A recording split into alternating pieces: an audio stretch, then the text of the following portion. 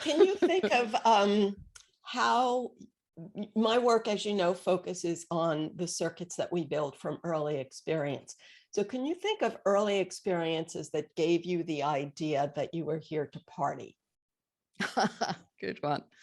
Oh But God, you I know, I mean, say that really seriously because yeah, yeah. frankly, like what I always tell people is when I have a drink, I fall asleep. And when I was in college, and I'd go to parties and I just, oh, when can I go home and go to sleep? I was so bored by the chit chat. And then alcohol makes it even harder for me to stay awake. So I just never enjoyed partying. And I really always felt like something was wrong with me. Like I couldn't connect with my peers. And so I really wanted to be that way. It's not like it was taboo. And my family was not very into partying, but they were not religious. It wasn't a taboo. It was, I think it was more like it's almost like they believed in suffering or something, you know. So I'm sort of intrigued by the idea of Yeah.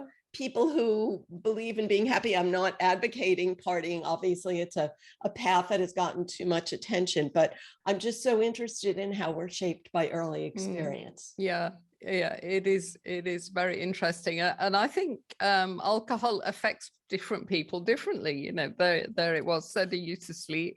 But one of the doctors that I had on my podcast, he explained that it does, maybe it's the dopamine. I know this is your field, but some of us, you know, and I'm sure I was one of them, and many people, you know, that get dependent, they have such a rush of pleasure when they drink. You know, as a teenager, the first time you drink, you know, I felt like I'd come home. I thought, my goodness, this is the magic potion. This is what I need, you know, to feel confident and to have fun.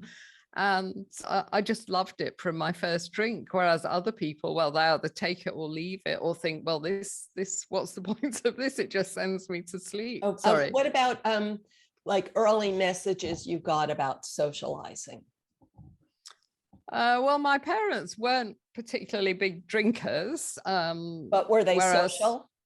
yeah, yeah. So, you know, when we had people round, everything would be more fun, you know, and my mother would always be much nicer to me if there were people around. So you got that expectation, like I should be very social, and Yeah. alcohol made it easier to reach that expectation that you had. Yeah. And then as my corporate career developed, I was very much in the work hard, play hard thing, you know, which every big organization that I've worked for, they encourage that. You know, they want you to work your socks off, but they expect you to go out with colleagues, to take the clients out. And I worked at Christie's, you know, the auction place. And as an HR director, I had to take out, you know, some of our most treasured employees, the top specialists, and wine and dine them and make sure they were happy. So, you know, I had to buy them the best wine in the place. And so everything seemed to lead that way. But now that I'm sober, what's really, really interesting is probably for the first time in my life, I'm getting to know who I really am.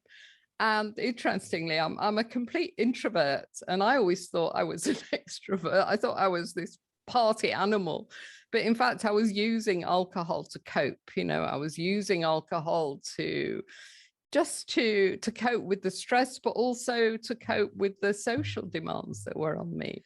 So you've mentioned a lot of women. So let's see how we can relate to men. So are there men in your group, and how might they find this useful? They are a minority. And in fact, we have our chat room, which is everybody, you know, all the members. And then we have kind of subgroups, people, the UK group, the US group, and the men group. And I think there's 45, 50 guys on there, but they hardly ever talk, you know, whereas the women never stop. So it's quite interesting, because I think in order to go through this process, the more that you can open your heart and kind of share, the better it is, really, because that's how people seem to heal somehow. I mean, we talk about the power of vulnerability, and I've seen it over and over again, particularly when I used to do physical workshops. You'd have like 15 people sitting in a circle, and they're all complete strangers, and it was always a bit awkward, when they first sat down and looked at each other, and they all usually look great. You'd never guess that any of them had a problem like that. And then they'd start talking, and a few of them would start crying, because it was the first time that they'd expressed just how unhappy alcohol was making them. And it's, I think it's Brene Brown, isn't it, talks about the power of vulnerability. And you could see that these people felt better afterwards. And you can see that the other people in the room were just so relieved, because it's very lonely if you get into that, place of being dependent on alcohol, and your friends and family all drink normally. You think, what's wrong with me? And then you try to fix it and you can't, and then you feel worse about yourself. So yeah, sorry to go back to your question about the guys. Let's talk about the vulnerability piece. So of course, I'm familiar with what Brene Brown has to say. So here's the thing: in a man's world, when you're vulnerable, people just use that as a way to gain an advantage over you. And men are defensive for good reason, because if you show people your weakness, they will exploit it.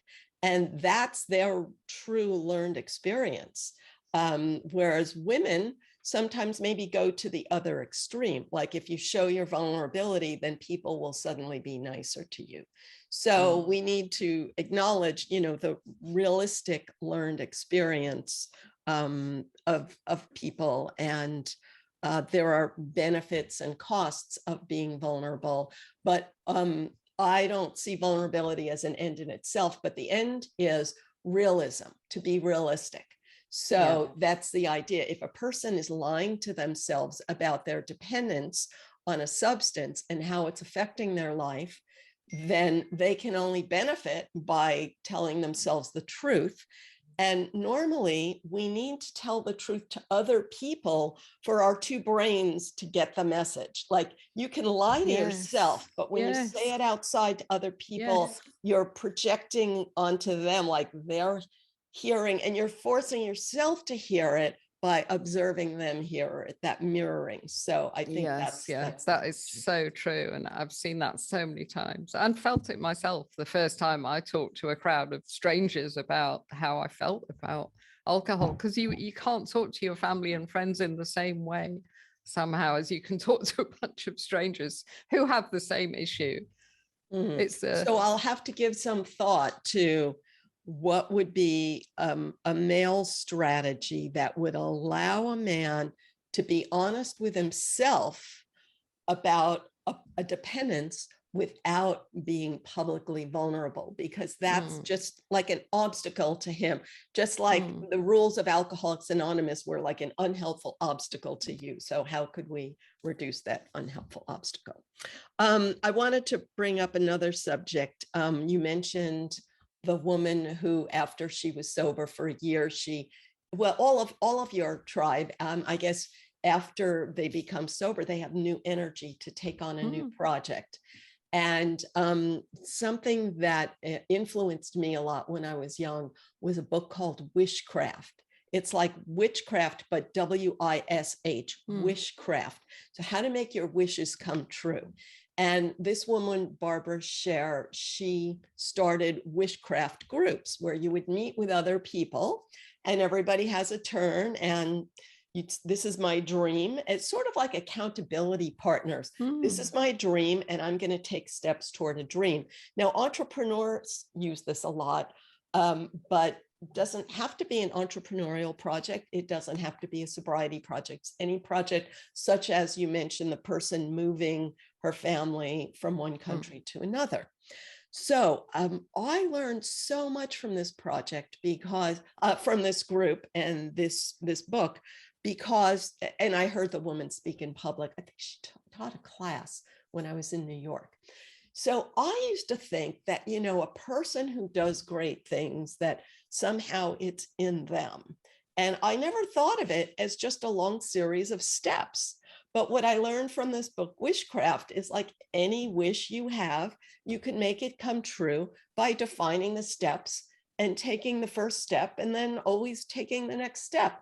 Mm. So, wow, that was like such a revelation to me. So then I didn't have to worry whether I had it in me or not. Like everybody has it in them. You just Yeah. have to plot the course. Yeah.